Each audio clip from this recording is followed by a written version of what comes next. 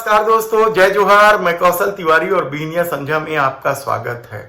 पांचों राज्यों में होने वाले विधानसभा चुनाव को लेकर भारतीय जनता पार्टी की हालत खराब। देश के प्रधानमंत्री नरेंद्र मोदी इन सभी राज्यों में पार्टी का चेहरा है, यानी स्थानीय क्षत्रपों की खुलेआम अनदेखी की गई है। इसके बावजूद राजस्थान में वसुंधरा राजे सिंधिया हो या मध्य प्रदेश में शिवराज सिंह चौहान हो, पार्टी को गले लगाना ही पड़ा। और छत्तीसगढ़ की हालत तो ये है कि यहां भारतीय जनता पार्टी पिछला प्रदर्शन भी दोहरा पाएगी कहना कठिन है, क्योंकि भूपेश बघेल ने जिस तरीके से मोदी सरकार को घेरा है, रमन सिंह के कार्यकाल को लेकर जिस तरह से हमलावर है, उसके बाद क्या पार्टी की हालत बेहद खराब है। लेकिन इस सबसे भी इतर कहने को तो छत्तीसगढ़ में देश के प्रधानमंत्री नरेंद्र मोदी ही चेहरा है, लेकिन भीतर खाने से इस बात की चर्चा है कि यहां केवल डॉक्टर रमन सिंह की चल रही है। यानी प्रदेश अध्यक्ष अरुण साव भी किनारे किए जा चुके हैं और आईएएस से राजनीति में आए ओपी चौधरी तो अपने ही विधानसभा क्षेत्र में फंस कर रह गए हैं। मुख्यमंत्री का सपना भी देखा जा रहा था, लेकिन अब हालत यह है कि सब कुछ डॉक्टर रमन सिंह के साथ, रमन सिंह के अनुकूल होने लगा है। हालत यह है कि रमन सिंह ने ही टिकट वितरण में अपनी चलाई है और जिस लोगों ने उनसे पंगा लिया है या उनसे बैर पाला है, उन सब की टिकट एक झटके में काट। जैसे रायपुर जिले में राजेश मूणत जो बड़े अंतर से हारे थे, उनके व्यवहार को लेकर भी तीखी आलोचना होती रही है, लेकिन उन्हें टिकट इसलिए दे दी गई क्योंकि राजेश मूणत डॉक्टर रमन सिंह के हनुमान कहलाते हैं, संकट मोचन कहलाते हैं। इसलिए बुरी तरीके से हारने के बाद भी उन्हें टिकट दे दी गई। लेकिन देवजी भाई पटेल लगातार 3 बार के विधायक रहे हैं, वो भी धरसीमा से लड़ते रहे, गुजराती समाज से आते रहे, लेकिन डॉक्टर रमन सिंह से उनकी नहीं बनती, इसलिए उनकी टिकट काट दी गई। रायपुर उत्तर विधानसभा क्षेत्र में श्रीचंद सुंदरानी सिंधी समाज के कद्दावर नेता हैं, चेंबर के बड़े नेता है, यानी व्यापारी समाज के बड़े नेता है, लेकिन उनकी भी टिकट काट दी गई। क्या वे भी रमन सिंह के खिलाफ थे या उनसे बैर पाल रखे थे या उनकी नहीं जमती थी?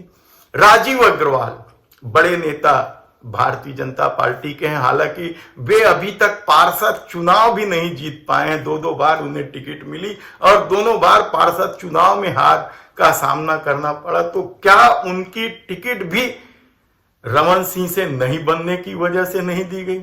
इसके अलावा सरोज पांडे तो जब डॉक्टर रमन सिंह मुख्यमंत्री थे, उस दौर में वे मुख्यमंत्री का सपना पाल के बैठी थी, उन्हें भी टिकट नहीं दी गई। डॉक्टर विमल चोपड़ा महासमुंद से निर्दलीय विधायक चुने जाते रहे हैं। भारतीय जनता पार्टी में इस उम्मीद से आ गए थे कि उन्हें टिकट दी जाएगी, लेकिन टिकट नहीं दी गई क्योंकि रमन सिंह से उनकी नहीं बनती। तो बेमेतरा तिवारी को टिकट नहीं देने की वजह भी क्या डॉक्टर रमन सिंह के साथ वैमनस्यता है? यकीनन। याद कीजिए आप कि किस तरीके से योगेश तिवारी ने केंद्र में भारतीय जनता पार्टी की सरकार थी, तो किस तरीके से उन्होंने अटल बिहारी वाजपेयी के पुतले को घसीटा था और उस दौर से क्या उनकी नहीं बन रही थी?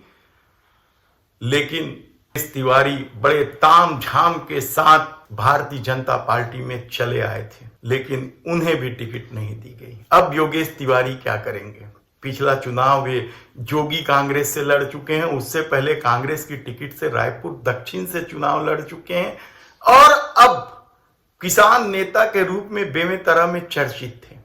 लेकिन क्या सिर्फ डॉक्टर रमन सिंह से नहीं बनने की वजह से उन्हें टिकट नहीं दी गई? हालांकि बड़े जद्दोजहद के बाद बेमेतरा की सीट घोषित की।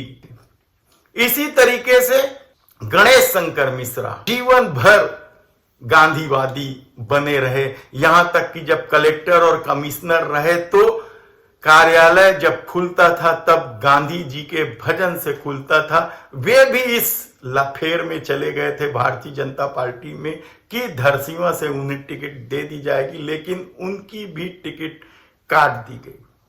यानी आप जब देखेंगे फहरिस्त, इसी तरीके से प्रदेश में कई ऐसे कद्दावर नेता जो चुनाव जीत सकते थे, उनकी टिकट क्या सिर्फ इस वजह से काट दी गई कि उनकी डॉक्टर रमन सिंह से नहीं। यानी आप सोचिए कि राजनीति का खेल किस तरीके से चल रहा है। और हमने तो पहले ही बता दिया था कि जिस दिन केंद्रीय नेतृत्व ने दिल्ली में सौदान सिंह को बुलाकर छत्तीसगढ़ के बारे में फीडबैक लेना शुरू किया था, उसी दिन से यह तय हो गया था कि अब डॉक्टर रमन सिंह की चलेगी। और उन्होंने न केवल टिकट वितरण में जमकर चलाई, बल्कि कहा तो यहां तक जा रहा है कि विधानसभा में स्टार प्रचारकों को कहां जाना है, कैसे जाना है, इसका भी कार्यक्रम डॉक्टर रमन सिंह की सहमति से ही तय हो रहा है।